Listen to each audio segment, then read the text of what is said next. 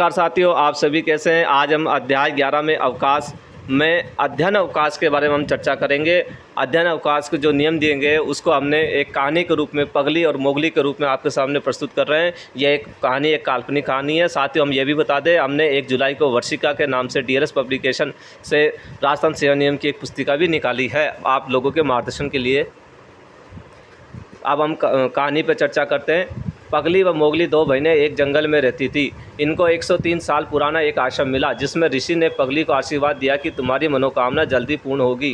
कुछ समय बाद इसकी शादी हो जाती है और एक बच्चा होता है, जिसका नाम खोपड़ी रखा गया। इसने मां बनने पर अपने ऑफिस में मातृत्व अवकाश के लिए आवेदन किया। मातृत्व अवकाश का उल्लेख नियम 103 में दिया गया। साथियों, खोपड़ी के जन्म की खबर जीजाजी को उसकी साली मोगली ने दी और कहा कि अब आपको पिता बनने पर मुझे बाजार से नए कपड़े गिफ्ट में दिलवाने होंगे। साथियों, यहाँ कपड़े का अर्थ कैसे लगाना है आपको।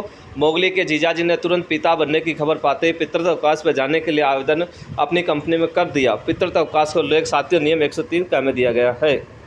पगली को अपने बच्चे खोपड़ी की देखभाल की चिंता होने लगी और वापस 103 साल पुराने वाले आश्रम के मुनि से मिली। मुनि ने बताया कि तुम एक गाय, यहाँ साथियों ध्यान रखना, गाय का अर्थ जैसे रखना है आपको, एक गाय घर पर रखो और उसकी सेवा ऑब्लिक देखभाल करो, तुम्हारे बच्चों को कुछ नहीं होगा। चाइल्ड केयर लीव का उल्लेख नियम 103 ग में दिया गया है। पगली ने मुनि से यह भी कहा कि महाराज, मेरी छोटी बहन मोगली को बच्चा नहीं होने पर यह खामोश, यहाँ साथियों खामोश का अर्थ खसे, खामोश रहती है। तब मुनि ने अपने आश्रम में काम करने वाले एक बच्चे को उसको गोद में दे दिया और कहा कि इसकी देखभाल आज से तुम करना और अपना बच्चा ही समझना। गोद बच्चा दत्तक ग्रहण का उल्लेख नियम 103 ख में किया गया। साथियों, पगली अपने बच्चे खोपड़ी को पढ़ाना चाहती थी, इसलिए उसने अपने पति से कहा कि भारत में 100 साल पुराना एक प्राचीन विश्वविद्यालय है, उसमें बच्चे को अध्ययन करवाएंगे। आप अध्ययन अवकाश के लिए एक प्रार्थना पत्र लिखो। अध्ययन अवकाश के लिए प्रार्थना पत्र का उल्लेख नियम 116 में किया गया। साथियों, वहाँ के प्रिंसिपल ने कहा कि अध्ययन अवकाश का प्रार्थना पत्र तभी स्वीकृत होगा जब आपका बच्चा एग्जाम में 112 नंबर लेके आएगा। अध्ययन अवकाश स्वीकृत करने की शर्तों का उल्लेख साथियों नियम 112 में किया गया है।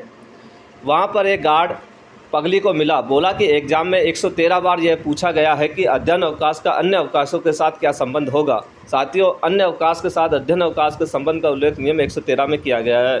साथ ही जो सबसे पुरानी मैडम, जिसकी आयु 116 साल की है, वह यह पूछेगी कि अन्य अवकाशों को क्या अध्ययन अवकाश में परिवर्तन करवाया जा सकता है। तो अन्य अवकाशों को अध्ययन अवकाश में परिवर्तन कराने का नियम 116 में दिया गया है। खोपड़ी का सिलेक्शन 119 नंबर पर होने पर उससे फीस ऑब्लिक शुल्क जमा करवाने के लिए कहा गया। अध्ययन पाठ्यक्रम का शुल्क नियम 119 में दिया गया है। यदि आपके बच्चे के 1 नंबर अधिक आ जाता, अर्थात 120 नंबर आ जाते, तो इसको हमारे विद्यालय की तरफ से प्रमाण पत्र दिया जाता, जिससे हम इसको निःशुल्क पढ़ाते। तो पाठ्यक्रम पूर्ण करने के लिए प्रमाण पत्र कौन से नियम में दिया गया? नियम 120 में। साथियों, खोपड़ी को यह पता चला कि सामने एक ब्रह्मा जी का मंदिर है, जिसमें 117 पंडित लोग अध्ययन करते हैं और उनको भत्ता, फीस और शुल्क भी मिलता है। अध्ययन भत्ता नियम 117 में उल्लेख किया गया है। इन 117 पंडित के अलावा जब कभी भी एक नया पंडित आता है, अर्थात 117 के अलावा एक नया अर्थात 118 पंडित, तो उसको यहाँ पर विश्राम करवाया जाता है। साथ ही भत्ता ऑब्लिक फीस ऑब्लिक शुल्क भी दिया जाता है। विश्राम काल की अवधि में अध्ययन भत्ता का उल्लेख नियम 118 में दिया गया है। खोपड़ी बड़ी मेहनत से पढ़ने लगा, परंतु अध्ययन का समय कम पड़ने पर उसने वहाँ की मैडम से बात की, जो कि 114 नंबर की बगीचे वाली गली में रहती थी। अध्ययन अवकाश अवधि के अध्ययन अवधि से कम होने पर प्रक्रिया नियम 114 में दिया गया है। इस पर मैडम ने बताया कि सामने 121 नंबर के बंगले में शर्मा जी रहते हैं, उनकी अभी पदोन्नति हुई है तथा सबसे अधिक पेंशन भी मिलती है, वही बता पाएंगे।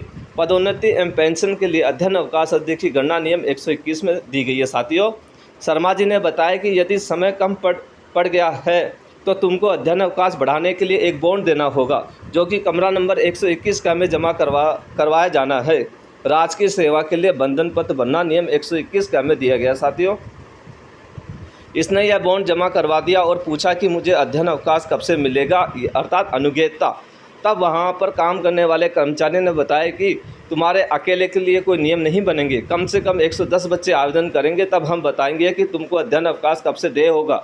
अध्ययन अवकाश की अनुज्ञेयता का उल्लेख नियम 110 में किया गया। साथियों, अगर आपको हमारा वीडियो अच्छे लगे तो इसको लाइक और शेयर करना ना भूलें।